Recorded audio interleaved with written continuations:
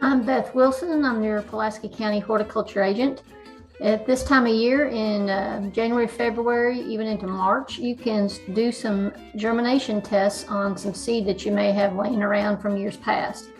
In this case, I've got some old spinach seed that I'm afraid that probably isn't any good, but I want to test it. And I also have some old pea seeds that hadn't been stored very well. I just want to check the germination of them. So several days ago, this is my spinach. We did this germination test, and I'll show you how to do a germination test in just a second. This is my spinach seeds that I put on a wet paper towel, and it looks like so far not much is happening. Those seeds were from 2015, and I see one that might be trying to germinate, but that's about it. Maybe two. But I will roll this back up and give it a few more days. I put them in here on January 28th, and today is February 4th. So that's a good week and nothing's happened. So that kind of makes me think that they're probably not going to work. Okay. So let's talk about how we do a germination test. It's very, very simple. First thing we always want to do is label what it is that we're germinating. In this case, I'm going to do these sugar snap peas.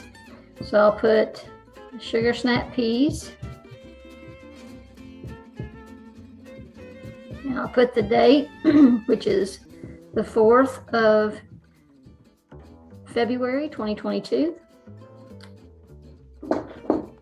And the next thing we'll do is we'll go ahead and just wet this paper towel down with some water.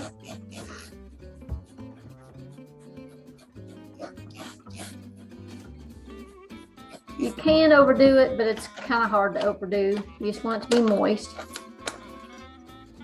And then we're gonna take these seeds. In this case, there's not very many per seed packet, so I'm gonna do the whole. Now, if you only had one seed packet, by all means, don't do them all, but I've got several packets of this pea, so I'll just put the whole packet on here. It's not a big deal. And we can count how many there are. There's 4, 5, 6, 7, 8, 9, 10, 11, 12, 13, 14, 15, 16, 17. There's 19 seeds, what I counted. And then all we do is kind of fold that up. And you can use a bigger baggie than this. That's not a problem. I just like to use the little ones because it takes up a little less space.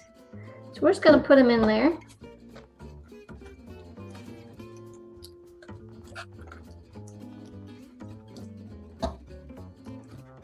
And what we do after we put these seeds that we're testing in a baggie like this, a Ziploc bag, we're going to just set this out in ambient temperatures. We want it to be, 70 degrees, so it will germinate for sure. You don't want to put these in the fridge unless you're trying to do a different kind of vigor test. So we're not doing vigor tests, we're just doing germination tests. So we'll just lay this on the kitchen counter, just somewhere that we'll remember to come check it in a few days. And that's all there is to it. And then you can count how many have germinated out of, if say there was 20 here, if 5 germinated out of 20, that means you only got 25% germination. So that's not very good. But I will tell you, I've already done those seeds. I want to give you an example of what it looks like when they do sprout. I've already done these seeds. 3 of them fell out. So maybe not all of them germinated. Oop, another one fell out. All right, so when we open this up, as you can see here, we do have some germination beginning.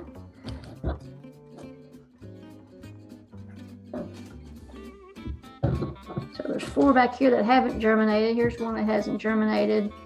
Here's one that hasn't. So basically, if I was looking at this set of seeds to use, we'd go in here and we'd say, okay, there's 2, 4, 6, 8, 10, 12, 13 that have germinated.